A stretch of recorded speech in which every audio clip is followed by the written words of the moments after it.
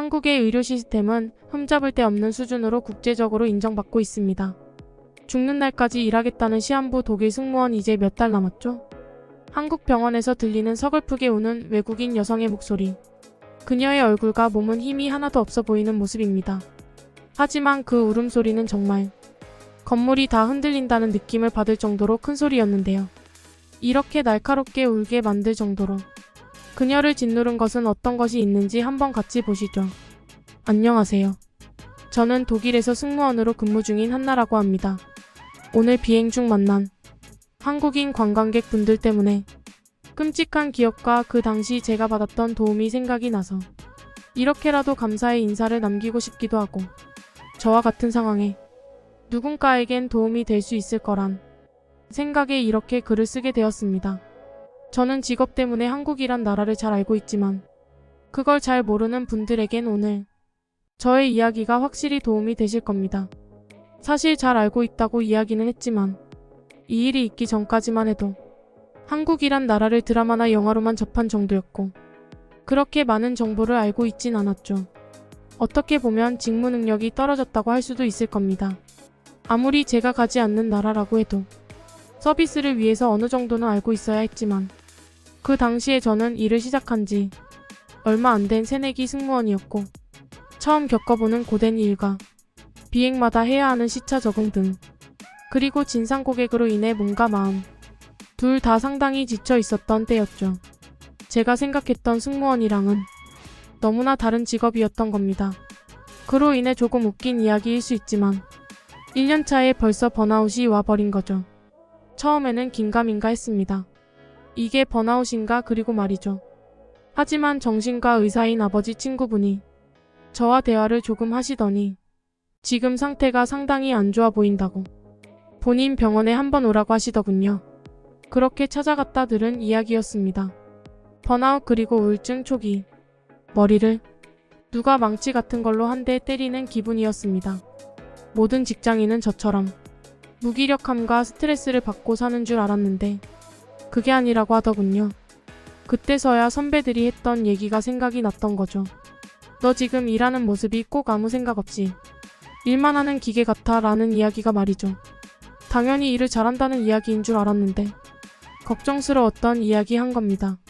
생각을 해보면 일을 하지 않을 땐 불안한 감정이 너무 커져서 계속 기계처럼 무언가 일을 찾아 했던 것 같더군요.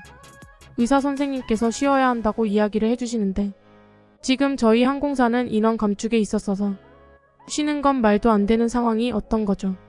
그런 상황이면 퇴직을 해야 된다고 이야기를 하시는 걸 보고 상당히 심각하구나를 느꼈지만 아직 저는 이뤄야 할 꿈이 있어 퇴직은 할 수 없었죠. 하지만 저희 상황을 들은 선배들이 올해는 안 되지만 3일만 쉬고 오라고 하시더군요. 선배들의 배려가 너무나 감사한 순간이었습니다만 정말 신기할 정도로 하늘은 제가 어떻게 되길 원하시나 싶더군요. 3일 휴가 중 3일을 병원에 있어야 했습니다. 제가 잠들어 있던 시간에 누군가 건물에 방화를 한 건데요. 저는 그 사실을 모르고 계속 자고 있다가 결국 병원에서 눈을 뜨게 된 건데 아무래도 유독가스로 인해 제대로 몸을 가눌 수 없고 경과를 봐야 한다고 일단 병원에 더 있으라고 하더군요. 그렇게 퇴원 날이 되었을 때 의사가 저를 찾아오더군요. 잠깐 퇴원하시기 전에 들을 이야기가 있습니다. 잠깐 저랑 가시죠. 라고 이야기를 하면서 본인의 진료실로 저를 데리고 가서 진지하게 이야기를 해주셨는데 지금 사실 방화로 인한 후유증은 없을 것 같은데 다른 쪽에 문제가 있을 것 같다고 몸에 종양이 있는 것 같다고 이야기를 해주시더군요. 검사 결과를 보면 몸에 종양이 있는 것 같다고 이야기를 해주시더군요. 듣고선 사실 무감각했습니다. 죽을 수도 있을 거란 이야기가 현실적이지 않았거든요. 그렇게 조직 검사를 하고 일단 집으로 돌아왔습니다. 다음날 출근을 해야 하니까요. 그렇게 미국으로의 비행을 마치고 일주일 뒤에 다시 병원을 찾았죠. 병원에서 무감각하게 앉아있는데 의사 선생님께서 암이 맞다고 하시더군요. 위암 사기 시한부 딱 2단어만 들렸습니다. 그러면서 치료를 할 수 있는 방법이 많이 있지만 성공률이 너무 낮고 돈도 많이 들어서 잘 선택해보라고 이야기를 하시더군요. 보통 이 정도 진행됐으면 많은 분들은 끝을 준비하시긴 하신다고 하더군요. 치료를 원하시면 미국의 대형 병원으로 연락을 해주겠다고 이야기하면서 볼일 다 보셨다는 듯이 선택 후 이야기해달라고 하면서 나가라고 하시더군요. 세상이 참 차갑구나 라고 생각을 하며 나왔습니다. 솔직히 위암사기 시한부란 단어가 그렇게 무섭게 들리진 않았습니다. 죽음이 가깝다는 생각을 한 번도 해본 적이 없으니깐요. 그렇게 그냥 다시 무감각하게 집에 와서 누웠죠. 그냥 자고 싶다는 생각만 가득했습니다. 하지만 참 잔인하게도 잠은 오지 않더군요. 그렇게 20시간 정도 누워 있었을까요? 갑자기 눈물이 미친 듯이 쏟아지더군요. 저를 이렇게 만든 신이 너무나 원망스러웠습니다. 그렇게 하나씩 정리를 해나갔죠. 저희 흔적들을 지워야겠다 생각만 들었으니 말이죠. 그러면서 많은 것들이 머릿속을 스쳐 지나갔습니다. 철없던 어린 시절부터 취업을 하고 위풍당당했던 모습까지 말이죠. 그러던 중 부모님이 얼굴이 생각났고 이 상황을 어떻게 전할지 도무지 답이 나오지 않았죠. 하지만 이런 건 시간이 지나면 지날수록 힘들어질 거란 생각에 곧장 전화를 해서 이 사실을 알렸습니다. 부모님이 당장 집으로 들어오라고 하셨지만 끝까지 할 수 있을 때까지는 일을 하고 싶다고, 나중에 힘들어지면 그때 집으로 들어가겠다는 이야기를 하고 전화를 끊었죠. 이렇게 하니 바뀐 현실은 아무것도 없지만 조금은 진정이 되면서 잠을 잘 수 있겠더군요. 다음날 항상 똑같이 출근을 했고 보통 때보다 더 씩씩하게 인사를 했죠. 선배들은 하나같이 무슨 좋은 일이 있냐고 묻는데 뭔가 씁쓸하더군요. 그래도 오늘 비행을 준비하는데 나름 설레는 비행이었습니다. 바로 K-팝과 드라마의 고향을 가는 날이 없으니 말이죠. 여러 나라를 다녀봤지만 한국은 뭔가 설레는 느낌이더군요. 그렇게 한국을 도착을 했고 돌아가는 비행은 3일 뒤였으니까 때까지 자유라고 생각하면서 여행을 준비했습니다. 드라마에서 봤던 도시의 화려한 거리들, 명동, 홍대, 강남을 가고 제가 좋아하는 배우들이 추천하는 맛집까지 다 다녀보고 있었죠. 한국 음식은 정말 맛있었습니다. 제가 결혼을 했다면 꼭 사랑하는 사람들을 다시 데리고 와서 먹고 싶을 정도로 말이죠. 그리고 가장 좋았던 건 굴을 상당히 싸게 먹을 수 있는 것이 가장 좋았죠. 이런 호사를 누릴 수가 있을까 싶을 정도로 잘 먹었습니다. 독일에서 굴은 한국에 비하면 진짜 금덩어리 가격이랑 비슷할 정도니까요. 그렇게 한국에서 스케줄은 정말 제가 시한부라는 사실을 잊게 만들 정도로 행복한 나날이었습니다. 이제 먹을 거 그만 먹고 지인들의 기념품들을 좀 사려 돌아다니다가 너무 맛있어 보이는 쿠키를 하나 사서 먹었는데 그 쿠키를 먹고 얼마 지나지 않아 숨을 쉬기 힘들어지더군요. 땅콩이 들어있던 건데요. 저는 심한 땅콩 알레르기가 있어 땅콩향만 들어가도 호흡이 어려워졌죠.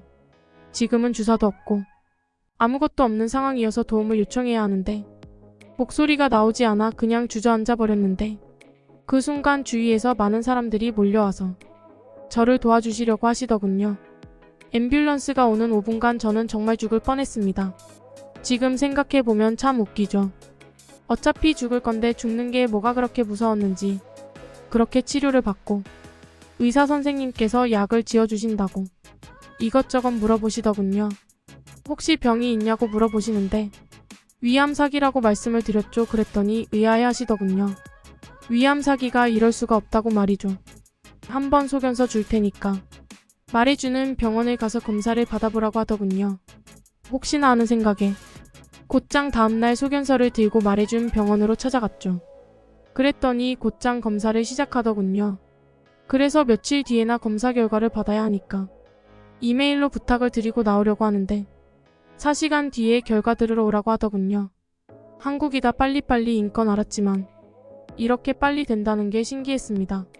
그렇게 4시간 뒤에 찾아갔더니 이런 말씀 드리기 좀 그렇긴 한데 아무래도 독일 병원에서 좀 실수가 있었던 것 같습니다.